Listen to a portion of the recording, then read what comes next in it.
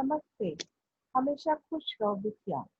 I am Javen Dr. Lily Trivedi and today I am going to take the lecture of diseases of Brinjal. Now let's start with diseases. Now,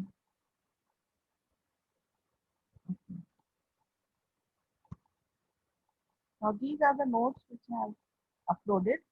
Now, first disease which we are going to take is Phomopsis blight and fruit rot, and the second disease is going to be Sclerotinia blight. Now, Phomopsis fruit rot or blight, as we all know from the name fruit rot and blight, it is caused by Phomopsis vexicans and the perfect stage is Diporthe vexicans. Now, this is a disease of tropical and subtropical areas of the world and it was reported in Gujarat. Now, it attacks foliage first and fruit and later becomes very destructive. Now, this Phomopsis disease attacks all the stages of growth, producing damping of symptoms like in the young plants and collar rots. In young plants and nurseries, it is damping off. Now, on the leaves are present circular to irregular brown, grayish brown spots which have a light center, and this leads to the whole of the leaf becoming yellow and dropping off. Now, on the older leaves, or on the leaves which have older spots, the fruiting bodies, several black pycnidia are seen. On the stem, the lesions are dark brown and have grayish centers where the pycnidia develops. As the fungus causes constriction, so there is canker development and the plant falls off. Now on the fruits, what we find that the entire fruit is destroyed and it becomes soft rot stage of the fruit. That is why it is called as fruit rot. A number of dot-like pycnidia also develop on such spots. So the infection of the fruit through the calyx lead to development of dry rot and fruit becomes black and mummified. Now the mycelium of the pathogen is septate, hyaline, dark, and pycnidia are submerged and they become erupted with.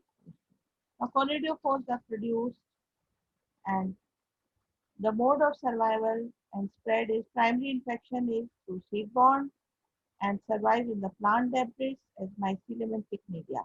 Now, secondary infection is through rain splashes, irrigation water, agriculture tools, and insects. What are the favorable conditions? Now, the favorable conditions can be high, are actually high relative humidity along with high temperature.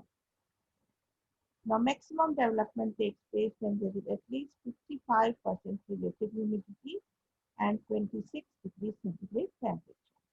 For the management practices, we have removed field sanitation, that is removal and destruction of the crop debris, crop rotation, summer plowing, use of disease-free seeds, hot water seed treatment at 50 degrees centigrade for 30 minutes, and seed treatment with thiophanate methyl at the rate of 1 gram per kg seed, or we can spray carbendazim at the rate of 0.1% 20 days. The second disease which we are going to take care is the Sclerotinia wilt. Now it is more important in dry areas and it causes huge losses. What are the symptoms? Circular to elongate water-soaked lesions closer to the inflorescence appear on the branches. Now they are followed by watery soft rot. Now what happens? A dry and discolored spot develops. Now in this spot, necrosis starts taking place and the portion beyond the infection starts wilting. Because the infection is at the main stem, the entire plant will wilt, and if it is only on few branches, only partial wilting will take place. And under advanced conditions, we can also see the mycelium coming out of creamy colored, and sclerotia are also seen as mature black Sporogia in the above ground plant. Fruits are attacked and rotting of the flesh especially in brinjal, takes place and large number of Sclerotia phenolium. Now, this fungus is seen when there is humid condition. The pathogen is Sclerotia sclerosium, and the mycelium is hyaline, cottony, branch, closely septate with dense granular protein. Now, the germination is either through mycelia or through apothecia. Now, primary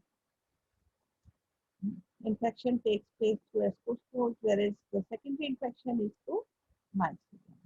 Microconidia are there, and Sclerotia are also present there. Now we come to the disease cycle and epidemiology. The disease, the plant survives in the form of Sclerotia, as already said. So Sclerotia are the perinating structures, and they germinate to form apothecium, which has asci and ascospores. Now these ascospores are present, and from this, what happens? Mycelium develops and it infects the egg, plant, or brinjal. Now the suitable range of temperature is 0 to 25 degrees centigrade, but an optimum range is 15 to 20 degrees centigrade. Even the fungus can tolerate wide range of pH, and nitrogen fertilizer enhance this disease.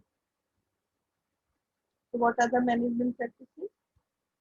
This collection and destruction of the infected plant debris, crop rotation with cereals, then spraying of the crop with carbendazole 0.1% or mancozeb and carbendazole, mancozeb 0.25% and carbendazole 0.5% at every 10 to 14 days interval. Biocontrol agents also can help, like Trichoderma hertzianum and Trichoderma viride, 40 grams per meter square at the time of field preparation. And why are we using this Trichoderma? Because it is antagonistic to Sclerotinia. And so students, I hope you liked my lecture. Thank you so much and namaste. This session was powered by digital version 2.0 of KC Vidyapeeth Komal Guru. Namaste.